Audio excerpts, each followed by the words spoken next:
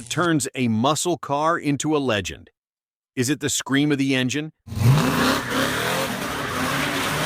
The jolt in your chest when you floor it? Or that first time it made everyone at the light stare? In this video, we're taking a ride through 6 muscle cars that fell flat and 5 that still have people talking decades later. Some looked mean but drove like duds. Others lived up to every ounce of their reputation, and then some.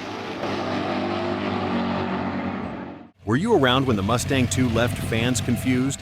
Did you ever own a GNX or get lined up next to a Duster 360 with something to prove? We want to hear your stories, good times, regrets, wild nights, and everything in between. Drop your thoughts in the comments and let us know which cars you think deserve a spot or should have been left in the dust. And if old school torque and burnt rubber are your thing, hit that like button and subscribe. We're bringing the muscle era back one story at a time.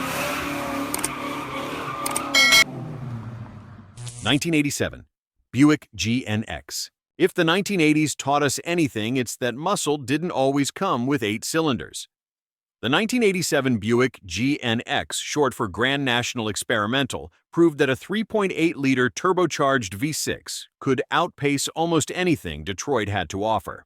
Officially rated at 276 horsepower and 360 pound-feet of torque, real-world dyno results showed it actually produced over 300 horsepower. Mated to a 4-speed automatic, the GNX could rocket from 0 to 60 in just 4.7 seconds, beating the Corvette and keeping pace with Ferraris. Buick partnered with ASC/McLaren to build just 547 units, giving the GNX a legendary reputation. It featured a reworked suspension, a special rear differential with torque-sensing limited slip, and stealthy blacked-out styling that looked more like a mafia-hit car than a muscle machine. There were no stripes, no spoilers, just menace. In 2022, a pristine GNX with under 200 miles sold for over $250,000 at Barrett-Jackson. One collector called it the last true American sleeper. For gearheads who came of age in the turbo 80s, the GNX was the car that proved you didn't need a V8 to rule the streets. 1970 Plymouth Hemi Cuda. Few names strike fear and admiration into the hearts of gearheads like the Hemi Cuda. In 1970, Plymouth dropped the nuclear option into their redesigned Barracuda by offering the legendary 426 Hemi V8, unleashing 425 horsepower and 490 pound-feet of torque straight from the factory. Backed by either a rugged 4-speed manual with a pistol grip shifter or a torque flight automatic, this beast could rocket from 0 to 60 in about 5.6 seconds, making it one of the fastest muscle cars of its time. But what made the Cuda even more impressive was its purpose-built hardware. The asymmetrical rear leaf spring setup with 5 leaves on one side and 6 on the other helped reduce wheel hop under hard acceleration. Paired with a wide stance and aggressive styling, the Cuda didn't just talk the talk, it tore up drag strips and left tire smoke as proof. Visually, it was pure muscle shaker, hood high-impact colors, bold hockey stick stripes. Today, a real Hemi Cuda is the holy grail of Mopar collecting. 1969 Dodge Charger RT Hemi. If there's one car that defines the golden age of muscle, it's the 1969 Dodge Charger RT Hemi. With its iconic fastback profile, hidden headlights, and that aggressive Coke bottle silhouette, this wasn't just a car, it was a statement. Under the hood sat the legendary 426 Hemi V8, delivering 425 horsepower and a brutal 490 pound-feet of torque, paired with either the A833 4-speed manual or a 3-speed torque flight automatic. This beast could launch from 0 to 60 miles per hour in just 5.3 seconds, supercar territory for its time. More than just raw numbers, the Charger RT Hemi had hardware to match: Dana 60 rear axle track, pack gear, sets heavy-duty suspension, and factory-optional power front discs. And let's not forget its Hollywood stardom, whether leaping through San Francisco in Bullitt or sliding sideways in the Dukes of Hazzard. The Charger earned its myth on screen and off. Today, finding a real RT Hemi is like discovering buried treasure.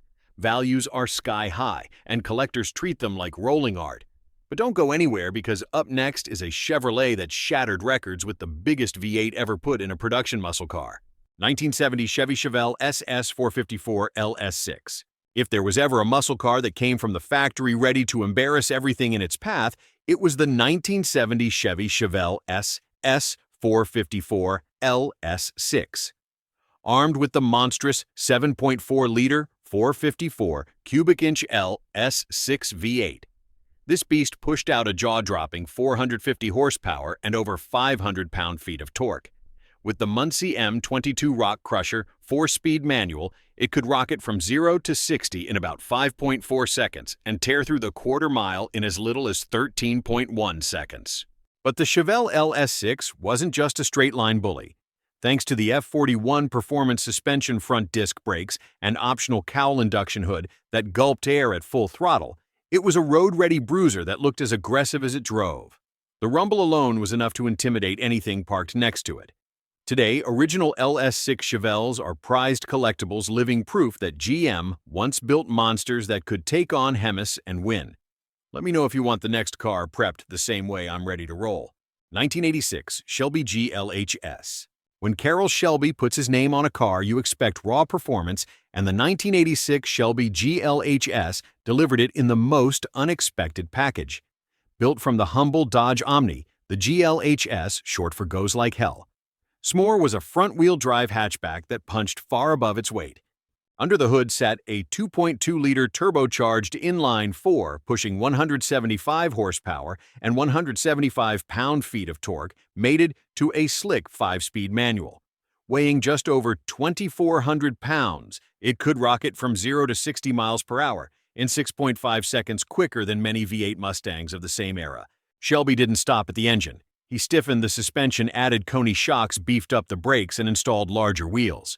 The result was a car that could not only launch hard but carve corners with shocking precision. It didn't growl, it hissed, and then disappeared. The GLHS was the ultimate sleeper, affordable, practical, and fast enough to keep Porsche drivers looking over their shoulders.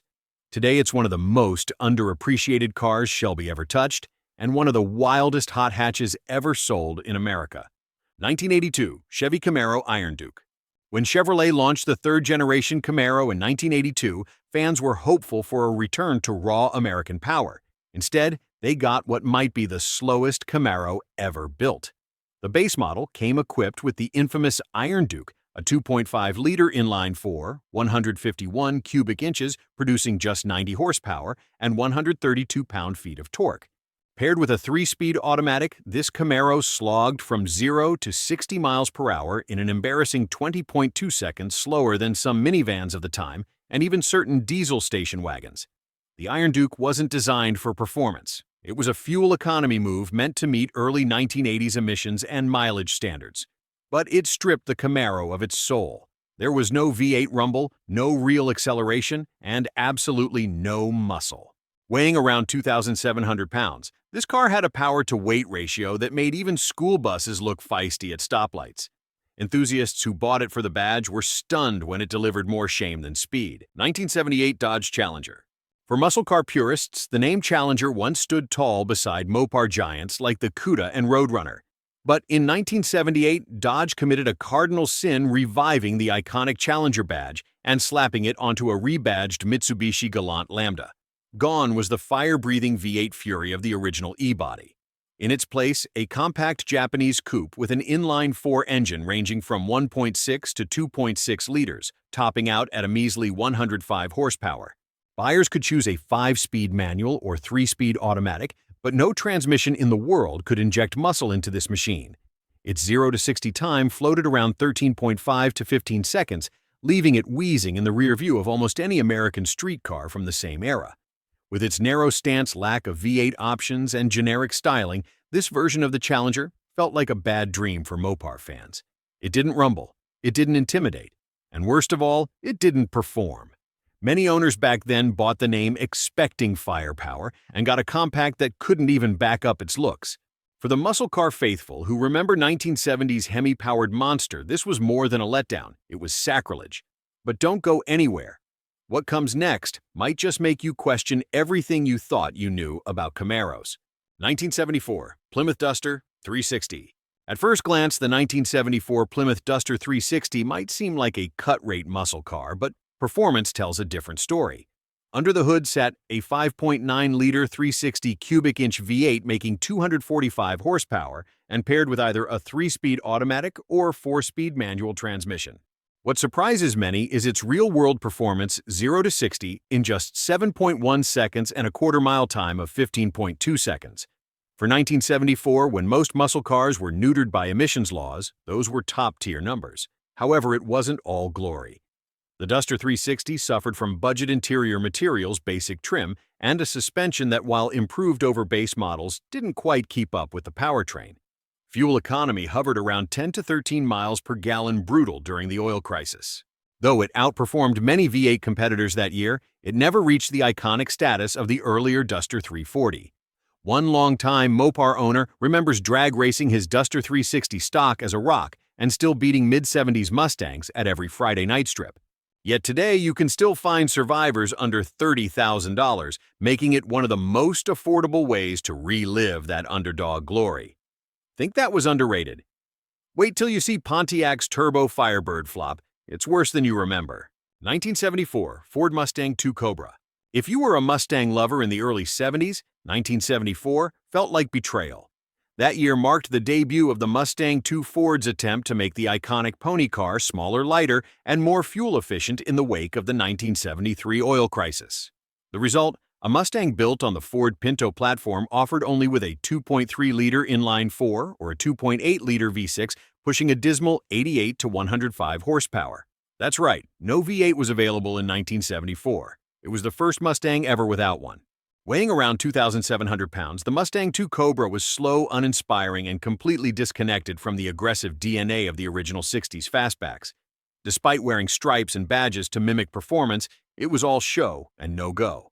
Handling was awkward, the styling felt confused and die-hard, fans didn't buy it figuratively or literally. Today, it's one of the few Mustangs actively avoided by collectors.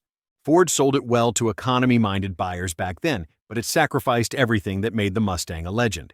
Don't go anywhere, the deception runs deeper.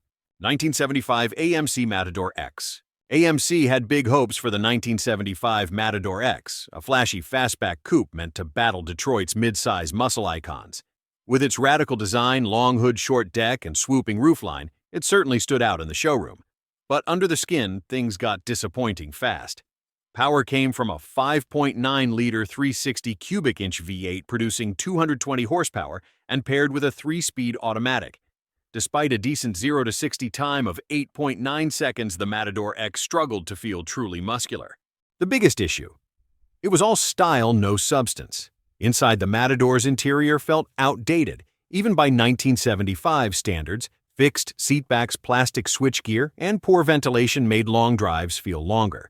Built on a unibody platform, the car was prone to noise, vibration, and harshness, especially as it aged. The suspension setup lacked the refinement of GM or Ford competitors, making cornering feel vague and floaty. Owners were often lured in by the car's exotic looks, only to realize it didn't back up the drama with performance. Collectors today rarely mention the Matador X unless talking about oddities. Tired of letdowns? Good, because what's next will remind you why we fell in love with V8s in the first place. 1980 Pontiac Firebird Turbo. The words turbocharged Firebird should send chills down your spine in a good way. But in 1980, Pontiac tried to revive performance with the 4.9-liter 301 cubic inch turbo V8 and instead delivered one of the most disappointing Trans Ams ever built. With 210 horsepower and 345 pound-feet of torque, the numbers looked decent on paper. But that's where the thrill stopped. This wasn't a high-revving, neck-snapping turbo. The 3-speed automatic sapped power, and the boost management system which retarded spark timing to prevent detonation cut performance just when you needed it most. Even worse, Pontiac deliberately muted the turbo sound, robbing drivers of that satisfying whoosh. The result? A Firebird that sounded like a blender and drove like a Buick Regal. It managed 0 to 60 in 8.2 seconds slower than its own naturally aspirated 400-powered predecessors. Pontiac had the right idea, turbocharging to meet emissions and fuel economy standards, but poor execution turned innovation into frustration. Enthusiasts expected a screamer and got a cruiser with a boost gauge. But if you think this misfire was Pontiac's only offense, wait until you see what AMC did with their so-called Sport Coupe. The next one may just redefine disappointment. Whether it was a turbo misfire or a V8 masterpiece that left its mark, these cars weren't just built. They became symbols of a time when horsepower ruled. Some were all show and no-go. Others became street kings, still praised today by collectors and diehards alike. But every model on this list sparked a reaction. And for true car lovers, that's what matters. Now we want to hear from you. Which car surprised you most? Did we call out something you once drove or skip over a diamond in the rough that deserves its moment? Tell us down in the comments. We want to hear from people who lived these stories, not just read about them.